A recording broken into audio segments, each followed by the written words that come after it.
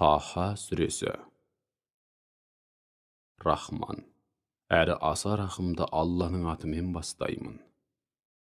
Таха. Уа Мұхаммед, бұл Құранды саған оны адамдарға жеткізу жолында машақат көрсін деп түсірген жоқпыз. Біз оны Алладан именетіндерге насихат һәм ескерт беретінде ғана. Әрі жер мен асқақ аспан әлемін жаратқан Алладан бірте-бірте келген уахи ретінде түсірдік. Рахман аршқа истауа етті, яғни аршқа шексіз билігін жүргізді. Аршпен бірге күллі жаратылыс атаулыны толық меңгеріп, шексіз үкімін жүргізді. Күллі аспан әлеміндегі мен жердегінің және екеуінің арасындағының, сондай-ақ жер астындағының барлығы оған тиесілі. Айтар сөзіңді дауыстап айтсаң да, іштей сыбырлап айтсаң да, ол үшін бәрібір. Өйткені ол құпия атаулыны, тіпті ең жасырын деген құпияны да толық біледі. Ол Алла, одан басқа тәңір жоқ. Ең көркем есімдер оған ғана тән. Уа Мұхаммед, саған Мұсаның хикаясы жетті ме? Бірде Мұса отбасымен шөл далада түнделетіп, жол жүріп келе жатып, алыстан жылт-жылт еткен от жарығын көрді де, сендер осы жерде тұра тұрыңдар, мен тау жақтан от жарығын көрдім, сол араға барып қайтайын. Бәлкім, одан сендерге бір шоқ алып келермін, не болмаса, сол арадан жөн сілтеп, жол көрсететін біреуді кезіктірермін деді. Мұса оттың жарығына келгенде, уа Мұса деген дауыс естілді. Әлгі дауыс оған, біліп қой, мен сенің Раббыңмын, аяғыңдағы кебісіңді шеш, өйткені сен қасиетті туа алқабында тұрсың. Мен Исраил ұрпақтарының ішінен пайғамбарлыққа сені таңдадым. Ендеше өзіңе берілетін уахиге жақсылап құлақ ас. Мен Алламын, бұған еш күмәнің болмасын. Менен басқа тәңір жоқ. Олай болса, маған құлшылық қыл, һәм мені зікір етіп еске алу мақсатында кемеліне жеткізіп намаз оқы. Қиямет қайым сөзсіз һәм аяқ астынан орнайды. Мен әрбір жан бұл дүниеде не істеп, не үшін әрекет қылған болса, соның қарымын алсын деп, қиямет күнін басы бүтін құпия ұстаудамын. Ал енді қиямет күніне сенбей, тек қу нәпсінің қалауына ергендер, бетіңді оған иланудан әрі, сол ақиқатты жар салудан қайтарып жібермесін. Онда сен де солар сияқты құритын боласың. Уа Мұса, оң қолыңдағы не нәрсе деді? Мұса, бұл менің асатаяғым, мен бұған таянамын, әрі мұны мен қойларыма ағаштан жапырақ қағып беремін, сондай-ақ мұны басқа да істерде кәдеме жаратамын деп жауап берді. Алла оған, уа Мұса, қане оны жерге таста деп бұйырды. Мұса қолындағы асатаяғын жерге тастай салып еді. Ол бірден ирелең қаққан әбжыланға айналып шыға келді. Алла оған, оны қайта ал, қорықпа, біз оны қайтадан әуелгі асатаяқ қалпына келтіреміз. Ал енді басқа бір мұғжиза ретінде қолыңды қойныңа сал. Оны қайта шығарғаныңда бір міні жоқ әрі әппақ болып жарқырап шығады деп бұйырды. Артынша, міне, мұның бәрін саған шексіз құдіретіміздің дәлелі болған ең үлкен мұғжизаларымыздың бір-екеуін көрсету үшін істедік. Сен енді Перғауынға бар, өйткені ол расында да тым азғындап кетті деп бұйырды. Мұса Раббысына, уа Раббым, көкірегімді кең қылып, иман нұрына, ілімге толтыра көр, ісімді жеңілдете көр, тілімдегі түйінді шеше көр. Олар менің сөзімді жақсы түсінетін, ұғынатын болсын. Сондай-ақ, отбасымнан біреуді маған жәрдемші қылғайсың. Бауырым Харунды жәрдемші қыла көр. Сол арқылы мені күшейткейсің. Оны осы ісіме ортақ қылғайсың. Сол арқылы сені мінсізсің, кемелсің деп көп ұлықтайтын болайық. Өзіңді көбірек еске алайық. Сен шынында да біздің барлық жай күйімізді анық көрудесің деп жалбарынды. Сол кезде Алла: «Уа Мұса, күмәнің болмасын. Саған сұрағандарыңның бәрі де берілді. Шүбәсіз, саған бұдан бұрын да шарапатымыз тиген еді. Кезінде сенің анаңа тек аян арқылы ғана білінетін нәрсені білдіріп, мынандай аян берген едік.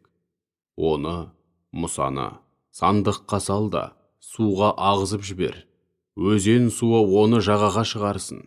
Сөйтіп оны менің де, Исраил ұрпақтарының дүниеге келген ұл балаларын жаппай бауыздауға бекінген өзінің де дұшпаны Перғауын тауып асырап алсын.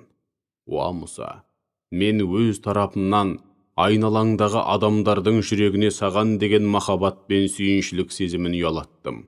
Осылайша сен менің көз алдымда, яғни бақылауым мен қорғауымда бағылып, тәрбиеленген едің. Кезінде апайың, анаңның тапсыруымен жағдайыңды біліп қайту үшін бір амалын тауып, Перғауынның сарайына кірген еді. Сонда ол саған сүт-ана іздеп, шарқ ұрған сарай тұрғындарына сендерге бұл баланы жақсылап бағып беретін кісі тауып берейін бе деген еді. Осылайша анаң көзайым болсын, әрі сарғайып мұңаймасын деп, сені оның өзіне қайтарған едік.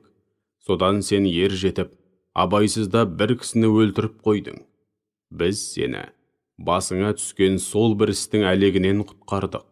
Біз сені содан кейін де жан-жақты жетілдіріп, кемелдендіре түсу үшін көптеген қиындықтарға душар қылып сынадық. Сөйтіп сен тағдырдың жазуымен жылдар бойы мәдияндықтардың арасында тұрдың. Уа Мұса, нәтижесінде кемелденіп, бабыңа әрі пайғамбарлық міндетті арқалайтын жасқа келдің. Осылай сені өзіме пайғамбарлыққа таңдадым. Ал енді бауырың екеуің өздеріңе берген мұғжизаларымды құлдарыма жеткізіңдер. Мені еске алуда, әрі өздеріңе жүктелген пайғамбарлық міндетті атқаруда селсоқтық танытпаңдар. Екеуің алдымен Перғауынға барыңдар. Өйткені ол расында да тым азғындап кетті. Алайда оған жағымды сөз айтып, жылы тіл қатыңдар. Бәлкім ол сонда насихатқа құлақ асар, яки ақылға келіп, сәл де болса именер. Сол кезде екеуі: «Уа ұлы Раббымыз, біз оның сөзімізді соңына дейін тыңдамай, екеуімізді бірдей бас салып, жазаға тартуынан немесе одан сайын азғындап, бізге қатыгездік жасауда шектен шығып кетеме деп қорқамыз» деді. Сонда Алла: «Қорықпаңдар. Өйткені мен қашанда сендермен біргемін, мен бәрінде естіп көріп тұрмын» деп екеуіне дем берді. Іле екеуіне: «Оған барыңдар да, біз екеуміз сені шоқтан жаратқан, саған өмір сыйлап, ризық берген Раббыңның елшілеріміз, Исраил ұрпақтарын құлдықтан босатып, бізбен бірге жібер. Енді оларды азаптама, расында біз саған құр қол келген жоқпыз. Раббыңнан анық мұғжизамен, айқын дәлелмен келдік. Есендік пен шын бақыт тура жолға түскендерге ғана тән. Сондай-ақ бізге Алланың жолдауын мойындамай, одан сырт айналғанның сыбағасы азап болады деген уақи келді деп айтыңдар» деп бұйырды. Содан Перғауын өзіне Хақ Тағаланың жолдауын жеткізген Мұсаға қарап: «Ей Мұса, сонда екеуіңнің Раббыларың кім?» деп мырс етті. Мұса оған: «Біздің Раббымыз барлық нәрсені шоқтан жаратқан, содан кейін бәрінде жаратылыс мақсатына қарай өз жолына салған, ұлы жаратқан» деп жауап берді. Перғауын оған: «Ендеше бізден бұрын өткен алғашқы қауымдар жайлы не дейсің? Олар да Алланы танымай, пұттарға табынып өтті емес пе?» деді. Мұса оған: «Олар жайлы бар мәлімет Раббымның құзырында, кітапта, ләухіл махфузда жазулы. Раббым әсте шатаспайды, жаңылмайды әрі ұмытпайды» деп жауап берді. «Ол жер бетін сендерге бесік қылды. Онда емін-еркін жүріп тұруларың үшін жолдар мен өткелдер төсет, көктен жауын жаудырды. Біз сол сумен жерден түрлі өсімдіктерді жұп-жұбымен шығардық. Оны өздерің де жеңдер, малдарыңды да жайыңдар. Анығында, осында нәпсілерін тия білген ақылды жандар үшін ақиқатты көрсететін қаншама дәлелдер бар. Біз сендерді сол топырақтан жараттық, және соған қайтарудамыз. Кезі келгенде сендерді одан тағы да шығарамыз. Міне, Перғауынға, Мұсаға берген осылай барлық мұғжизаларымызды көрсеттік. Алайда ол ешбірінде мойындамады, һәм ақиқатты қабылдаудан түбегейлі бас тартты. Ол Мұсаға: «Ей Мұса, сонда сен мына сиқырыңмен бізді өз жерімізден қуып шығу үшін келдің бе? Ендеше біз де дәл сондай сиқырмен саған қарсы тұрамыз. Ал енді арамызда ешбіріміз тайқып кетпейтін уағдалы мерзім мен екі жаққа да ыңғайлы межелі жер белгіле» деді. Мұса: «Ендеше уағдалы күніміз мейрам күні, һәм ел жұрт көп жиналатын сәске кезі болсын» деді. Сөйтіп Перғауын қамдануға кетті де, бар айла шарғысын ойына түртіп, ең шебер, ең мықты деген сиқыршыларын қасына ертіп, айтылған жерге келді. Мұса алдымен сиқыршыларға: «Жүздерің күйсін, Алла жайлы өтірік айтып, оған жала жаппаңдар. Бұл қылықтарыңды қоймасаңдар, Алла бәріңді жойқын азапқа душар қылып, тұқымдарыңды құртады. Шүбәсіз кімде кім Аллаға жала жапса, сөзсіз сорлайды» деп ескерту жасады. Осынау қатаң ескертуді естіген сиқыршылар өзара дауласып, араларында күбір-күбір әңгіме басталды. Соңында олар Мұса мен Харунды нұсқап, бір ауыздан: «Бұл екеуі нағыз сиқыршы, қолдарындағы сиқырдың күшімен сендерді өз жерлеріңнен, ата мекендеріңнен қуып шығуды, һәм өнегелі діндерің мен ғұмырлық салттарыңды түбегейлі жойып жіберуді көксейді. Ендеше бар айла шарғыларыңды, бар өнерлеріңді ортаға салыңдар, сөйтіп алаңға бір кісідей иін тіресіп, сап түзеген бойда шығыңдар. Бүгін ақтық сайыс. Кімде кімнің мерейі асып жеңіп шықса, сол ғана нағыз жеңіске, мақсат мұратына жетеді» десті. Сиқыршылар Мұсаға: «Ей Мұса, қаласаң қолыңдағыны алдымен сен лақтыр, немесе бірінші болып біз лақтырайық» деп ашық айқасқа шақырды. Мұса оларға: «Жоқ, алдымен сендер лақтырыңдар» деді. Сол-ақ екен, олардың арқандары мен таяқтары сиқырларының күшімен Мұсаға шынымен де ирелеңдеп бара жатқандай болып көрінді. Сол кезде Мұса іштей қобалжып, көңілінде бір түрлі үрей пайда болды. Сонда біз оған: «Қорықпа, шүбәсіз сен бәрінен де үстем түсесің, соңында бәрін жеңіп шығасың» деп дем бердік те: «Уа Мұса, сен де оң қолыңдағы асатаяғыңды лақтыр, олардың жасаған сиқырларын түгелдей жалмап жұтып қойсын, өйткені олардың жасағандары сиқыршының көз байлаған қулығы ғана. Сиқыршы қайда барса да, қандай сиқыр жасаса да, бәрібір мақсат мұратына жетпейді» деп айттық. Мұса айтқанымыздың бәрін бұлжытпай орындады. Нәтижесінде сиқыршылардың бәрі «Біз Мұса мен Харунның Раббысына иман келтірдік» деген бойда жаппай сәждеге жығылды. Сонда Перғауын ашуға мініп: «Мен рұқсат етпей тұрып, оған иман еттіңдер ме? Демек бәріңе сиқыр үйреткен пірлерің сол болды ғой. Ендеше ант етемін, қол аяқтарыңды қиғаштап, яғни оң қолдарың мен сол аяқтарыңды, немесе керісінше шабамында, бәріңді құрма ағаштарына асып қоямын. Сонда кімнің азабының анағұрлым ауыр, әрі мәңгілік екенін білетін боласыңдар» деп сес көрсетті. Алайда сиқыршылар оған қасқайып тұрып: «Біз сені өзімізге келген мұншама ап-айқын дәлелдерден һәм бізді ерек етіп, жаратқаннан артық көре алмаймыз. Бізге қатысты қалаған үкіміңді шығар. Сенің үкімің мен пәрменің осы дүниеде ғана жүреді. Біз Раббымызға күнә-қателіктерімізді, әсіресе өзің мәжбүрлеп істеткен сиқырдың күнәсін кешірер деп иман келтірдік. Алла сый-сияпатқа бөлеуде сенен әлде қайда қайырлы, сондай-ақ азабы да мәңгілік деді. Шүбәсіз, кім Раббысының алдына иманнан жұрдай, күнәһар болып келсе, сыбағасы жаһаннам болары сөзсіз.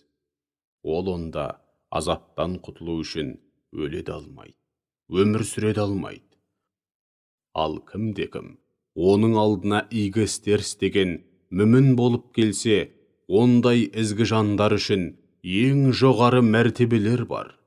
Олар үшін бау-бақшаларының ішінде және сарайларының іргесінде өзендер ағып жататын қисапсыз нығметке толы мәңгілік бақыт мекені, адын жұмақ бақшалары бар.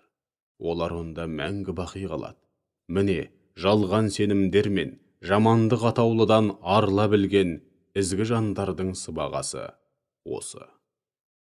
Соңында Мұсаға, құлдарымды ертіп, түнделетіп жолға шық деп, әрі қуғыншылардан қашып келе жатып, тұмсықтары теңізге тірелгенде, асатаяғыңмен теңізді ұр, сөйтіп құлдарыма теңіздің ортасынан құп-құрғақ жол ашып бер деп, сондай-ақ теңіз қақ жарылып ашылған жолмен келе жатқанда, енді перғауын қуып жетеді екен деп қорықпа, әрі суға батып кетпес бекенбіз деп те қам жеме деп уақи еттік. Оларды әскермен өкшелей қуған перғауын да теңіздің ортасынан ашылған жолға түсті. Сол кезде теңіз суы оларды сол сәтте басып қалды да, бірі қалмай жұтылып кетті. Перғауын өз қауымын әбден адастырған еді. Ол қауымын әсте тура жолға бастамады. Уа Исраил ұрпақтары, расында сендерді ата жауларыңнан құтқардық, әрі сендерге Тур тауының оң жағында Мұсамен тілдесіп, оған Тәуратты береміз деп уәде бердік. Сондай-ақ шөл далада аш қалмасын деп сендерге мәнна тәттісі мен бөдене құсының етін түсіріп отырдық. Ендеше өздеріңе нәсіп еткен ризық несібеміздің ең таза, адал һәм пайдалы болғанынан жеңдер. Алайда бұл мәселеде харамға қол созып, ысырапшылдыққа салынып шектен шықпаңдар, әйтпесе сендерге ашуым түседі. Ашуым кімге түссе, ол құрдымға құлап, зауал табады.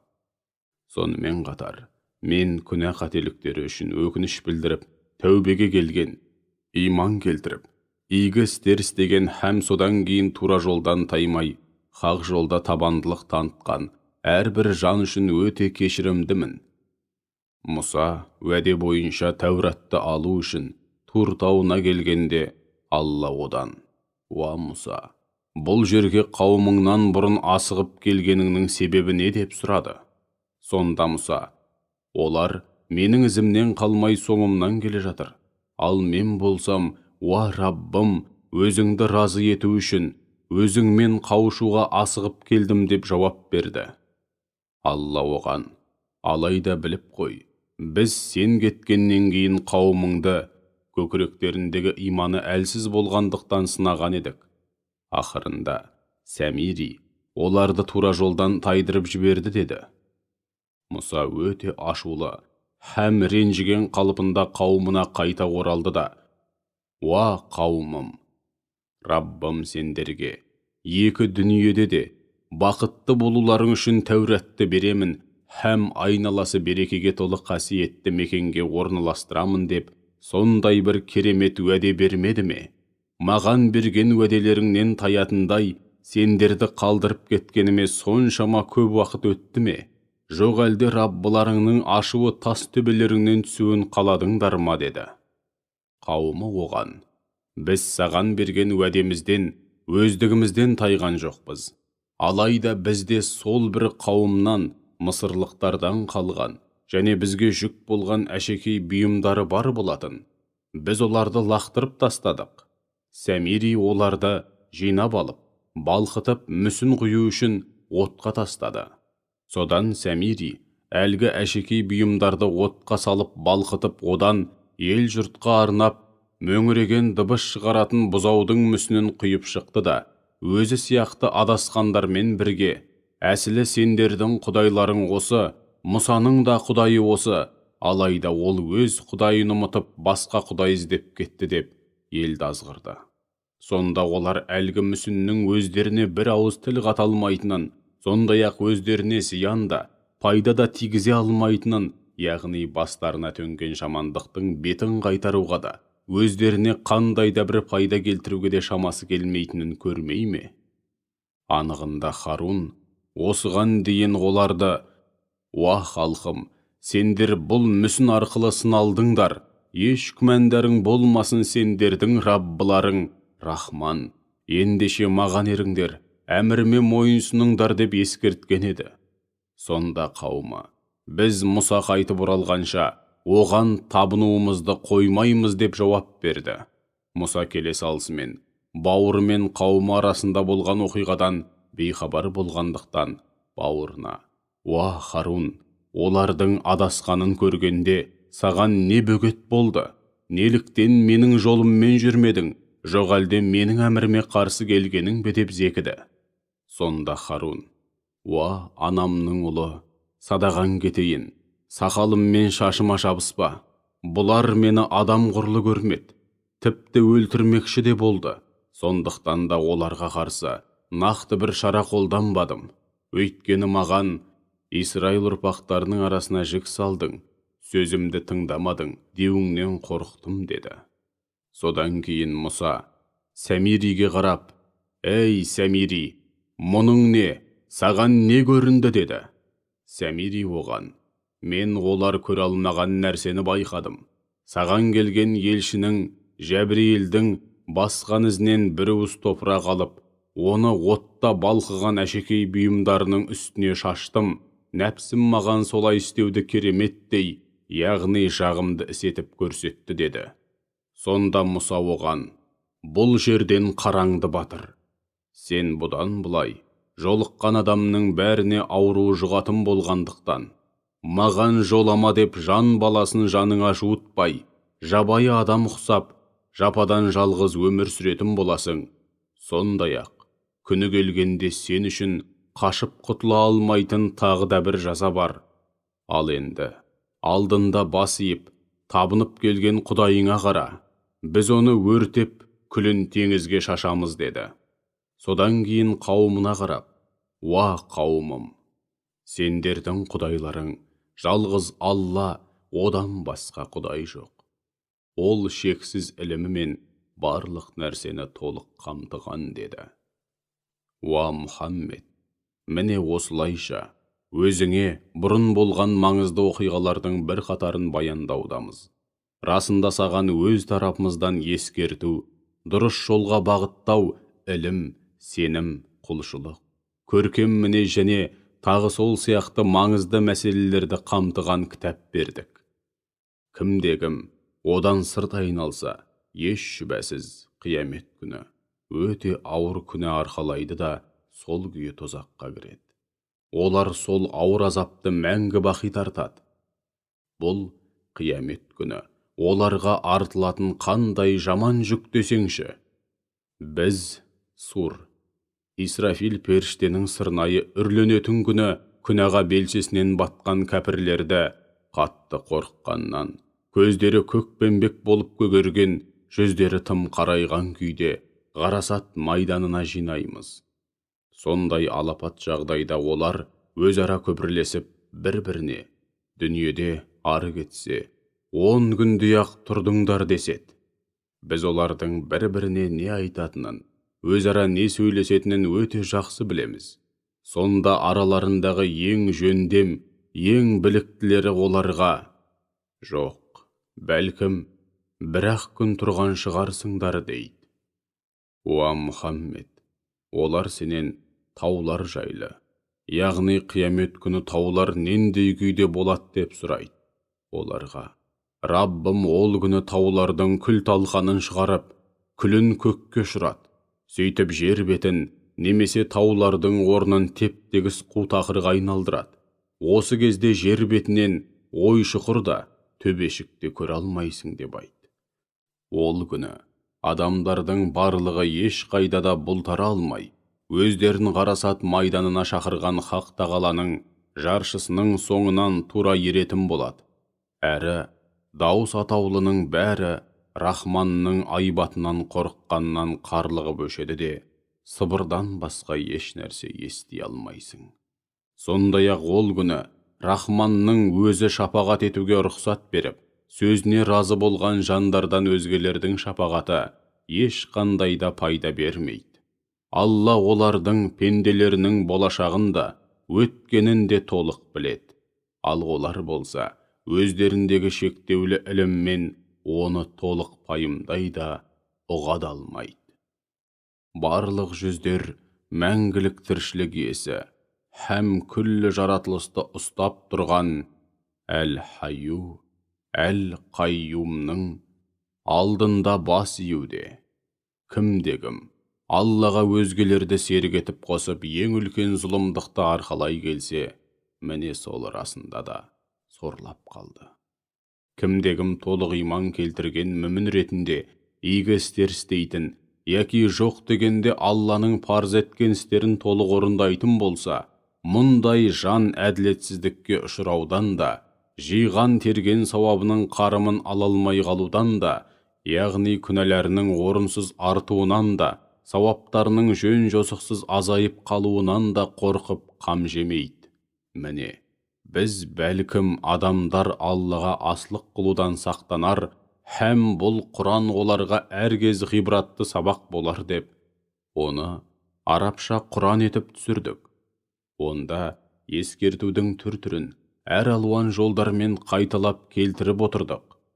Күллі жаратылыс атаулының хақ патшасы, шын иесі, Алла қандай ұлы десеңші, уа Мұхаммед, өзіңе уахи келгенде, Құран аяттары өзіңе толық уахи етілмейінше, ұмытып қалмайын деген оймен оны іле-шала қайталауға асықпа, Раббым ілімімді арттыра көр деп дұға ет.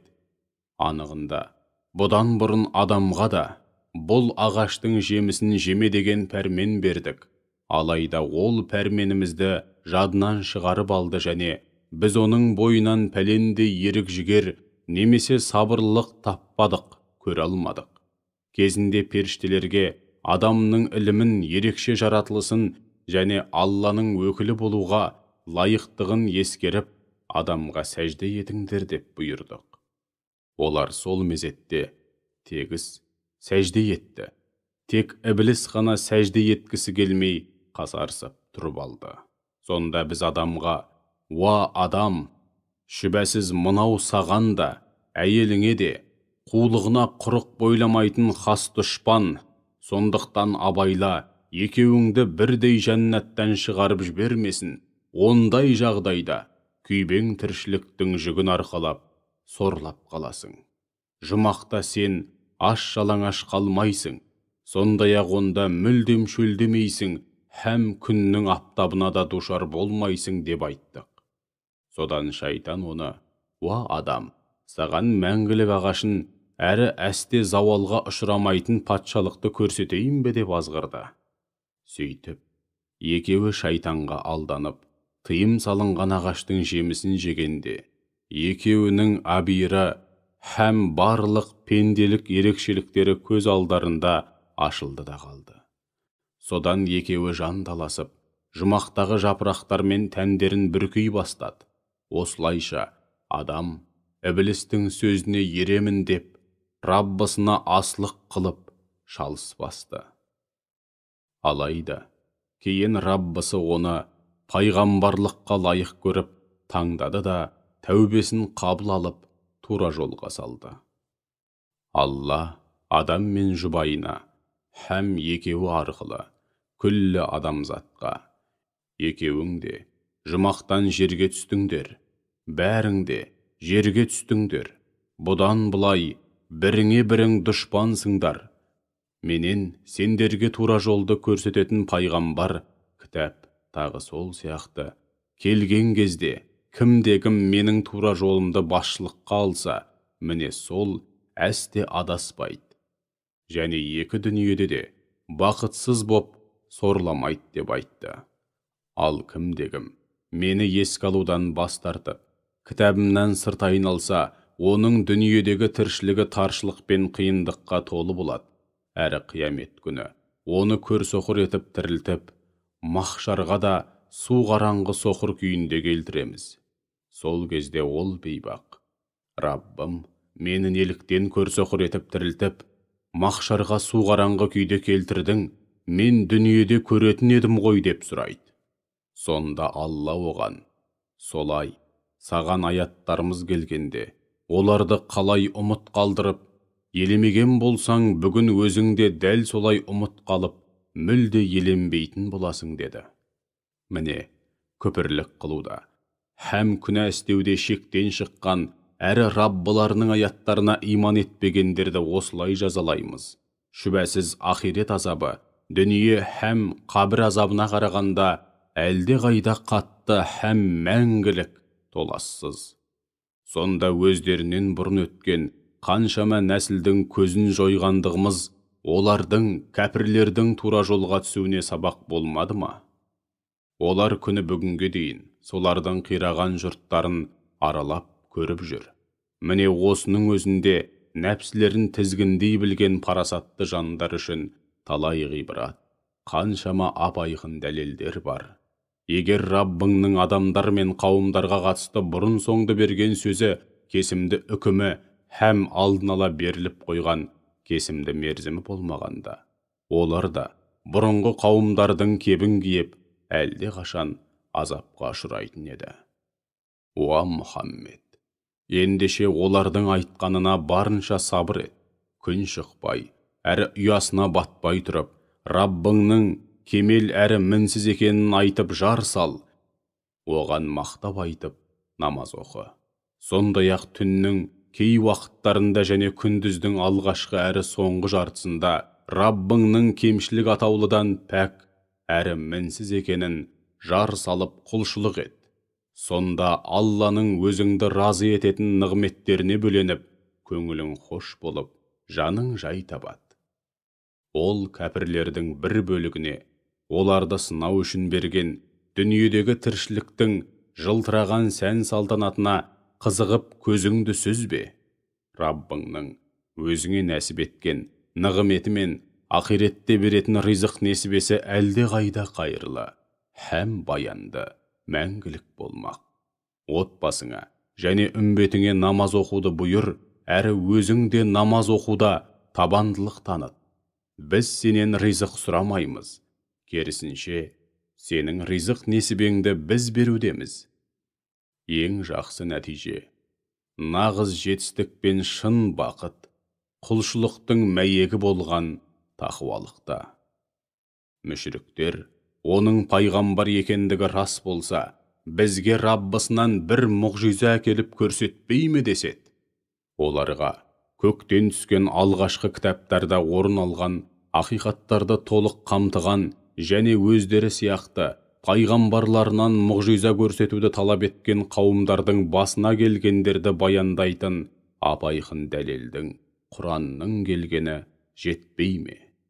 Егер олардың көзін кітап, пайғамбар жіберіп, алдын ала ескертпестен өздеріне лайық азаппен бірден жояр болсақ, ондай жағдайда олар: уа Раббымыз, бізге бір пайғамбар жіберсең қайтер еді? Мұншама масқара әрі қор болмай тұрып, өзіңнің аяттарыңа ұйсақ болмас педі деп айтар еді. Уа Мұхаммед, оларға бәрі де бұл істің ақырын бағуда, күтуде. Ендеше сендер де күте беріңдер. Ақырында түзу жолдағылардың һәм тура жолға түскендердің кім екенін әлі-ақ білетін боласыңдар деп айт.